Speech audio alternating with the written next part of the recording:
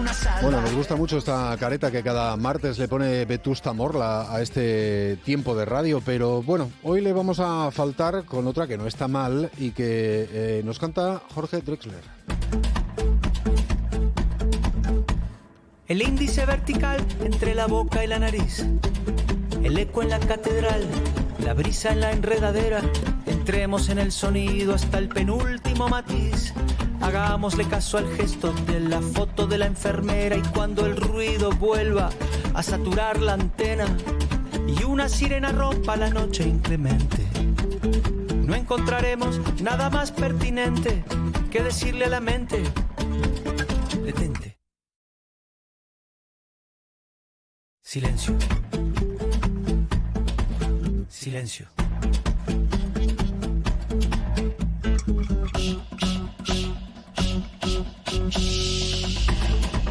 Esos silencios en medio de las canciones que efectivamente, como dice nuestro técnico, provocan microinfartos a la gente que trabajamos en la radio. Bueno, nos sirve hoy Jorge Drexler como introducción de la cuestión que queremos abordar, para la cual contamos hoy con Ángeles Carrasco, coordinadora del Grupo Grava y profesora de Lingüística General en la Facultad de Letras de la Universidad de Castilla-La Mancha. Ángeles, buenas noches. Buenas noches, Pachi, buenas noches. Bueno, silencio, le llama esto Jorge Drexler. ¿Y qué relación guarda con lo que queremos comentar hoy? Bueno, no sé si os acordáis de que en la semana, hace 2 semanas ya, ¿no? Hablábamos de una censura, de una prohibición de la Sociedad Española Lingüística de París, ¿no? En 1866 esa sociedad prohibió que se hablara sobre el origen del lenguaje o cuál fue la primera lengua. Bueno, pues esa es la conexión, un silencio con otro silencio. Uh-huh. Bueno, por si alguno de nuestros oyentes se perdió ese programa, que recuerde que lo puede rescatar, por cierto, en redes sociales, pero recuérdanos brevemente el porqué de esa censura.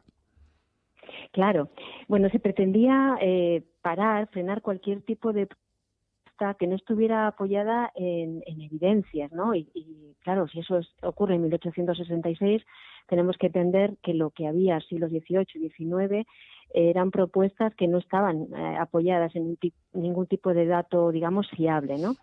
Recordamos que había quienes apoyaban que el lenguaje había sido inventado por los dioses, ¿no? Pues para estas personas no habría habido existencia prehumana ni experiencia humana prelingüística. Esto quería decir que los hombres habían sido creados tal y como somos actualmente y ya veníamos con una lengua, ¿no?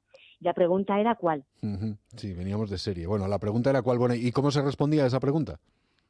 Bueno, pues todo eran suposiciones, por eso la prohibición, ¿no? Había para todos los gustos, desde el arameo, el hebreo, ahora os contaré otra muy curiosa, pero incluso el chino, que esa es la que a mí me llama más la atención, porque se pensaba que habría llegado hasta China con su arca, ¿no?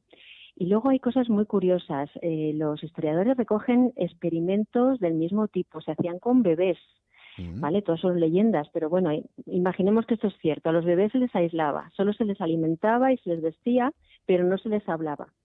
Y ello porque se pensaba que como no estaban expuestos al habla, pues su primera palabra debía ser en la lengua original, no contaminada, ¿no?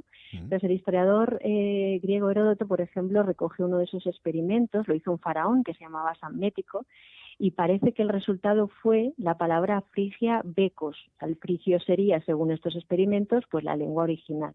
Uh-huh. Bueno, becos que es pan, ¿no? Sí, es pan, sí. Uh-huh. Bueno, muy curioso. Yo recuerdo también que en ese programa mencionabas que había lógicamente partidarios de que el lenguaje tenía un origen humano, ¿no? Eso es.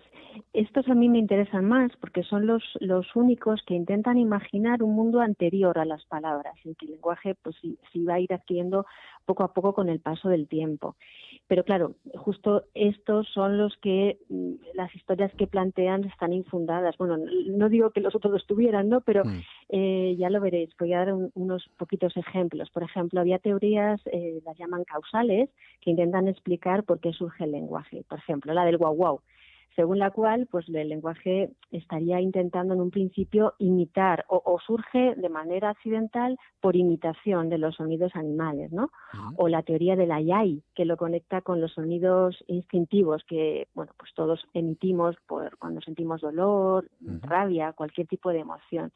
Y luego hay otras teorías son las funcionales, que intentan explicar el para qué, ¿no? Ujú. Como la de la UPA, que lo vincula a mantener y reforzar relaciones sociales que son necesarias para la cooperación en grupo. A mí esto me recuerda mucho lo del aijo de los enanitos de Blancanieves que Sí. salen de la mina cantando, ¿no? Pues sería algo así. Ya. O bueno, la teoría de la, que Ujú. relaciona el lenguaje con sonidos asociados pues al Mm. amor, al juego, a sentimientos poéticos, ¿no? Bueno, pues no sé si la censura es la mejor manera para atajar algunas ideas descabelladas. En todo caso, los lingüistas no habéis vuelto a hablar sobre cómo surge el lenguaje desde 1866. Digamos que habéis sido obedientes, ¿o no?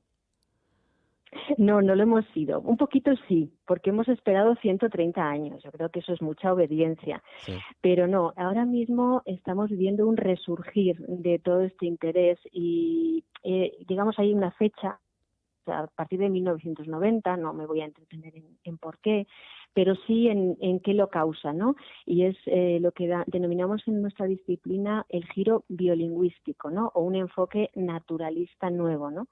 Desde mi punto de vista, cuando esto lo cuento en clase, digo que tenemos que partir de dos piezas clave, ¿no? En este golpe de timón. Fuera de la disciplina hay que mencionar a Charles Darwin y dentro de la disciplina a Noam Chomsky. Ujú. A Darwin ya te referiste en el programa de hace una semana o 2 semanas. Imagino que su apuesta por incluir a los seres humanos en su escenario evolucionista supuso un antes y un después para esa idea de la creación divina del hombre, ¿no? Eso es. Su pensamiento, como muchos sabrán, es que podemos resumirlo brevemente, no me quiero enrollar mucho, en que la estructura de los seres vivos es el resultado de la evolución. La evolución más es el resultado de la variación ciega y aleatoria, ¿no? Sometida a la selección natural.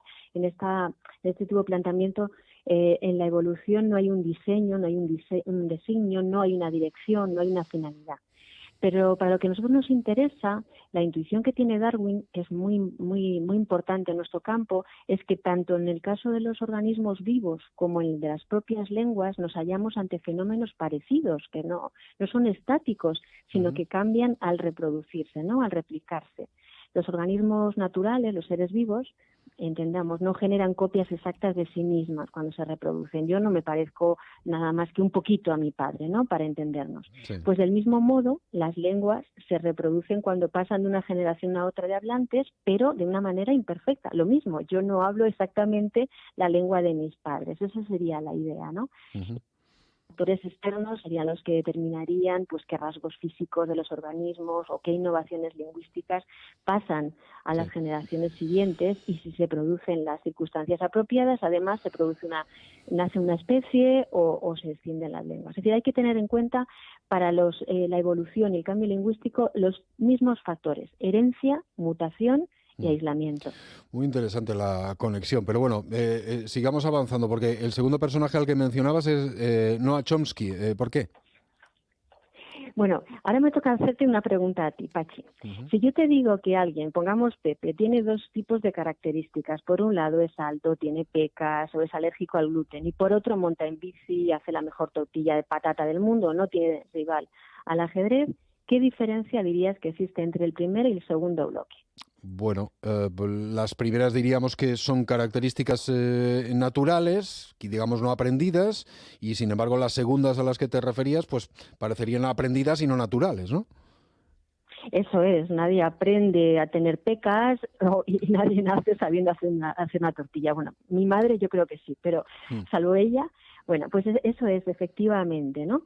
Y ahora una pregunta más difícil. Si yo añadiera otra característica a la lista, y esto es, que la lengua materna de Pepe es el español, ¿dirías que esta característica se incluye entre las naturales o entre las aprendidas? Bueno, ahí tendría dudas. Parecería lo normal pensar que estaría entre las aprendidas, pero si me haces esa pregunta es porque nos conducirás hacia la respuesta menos obvia, entiendo, ¿no? Eso es, no te equivocas. Y aquí es donde toca situar a Noam Chomsky, que es el lingüista que lidera desde mediados del pasado el enfoque llamado naturalista e innatista, ¿no?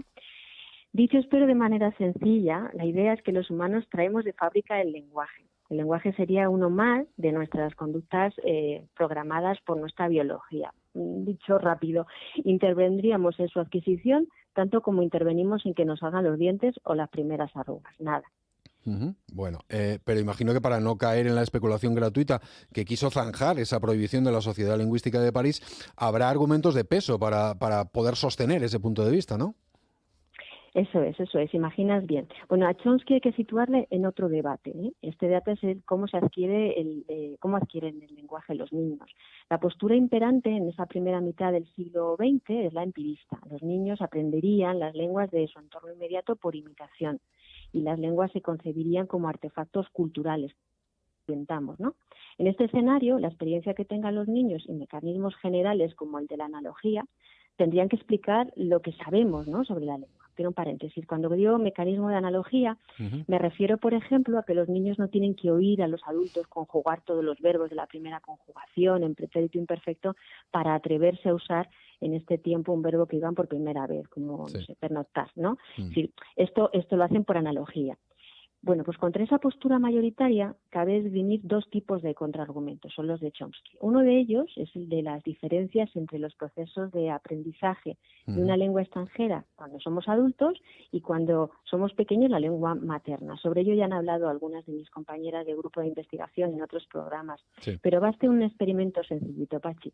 Imagínate que quieres aprender japonés y te matriculas en los cursos de nuestro centro de lengua.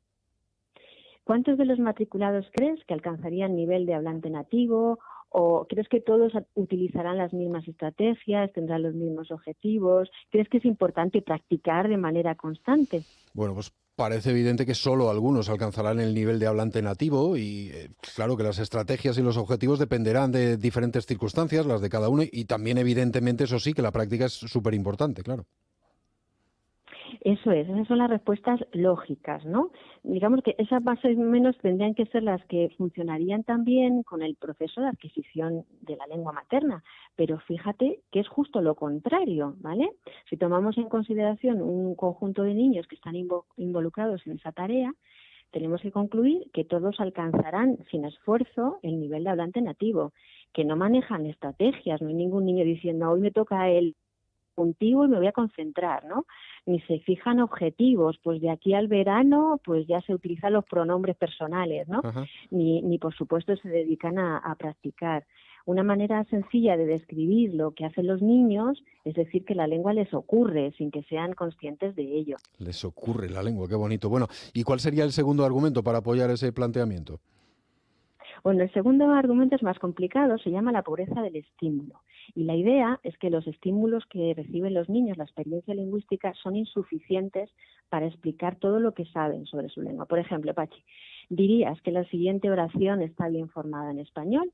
Juan cree que María está enferma, pero no es verdad.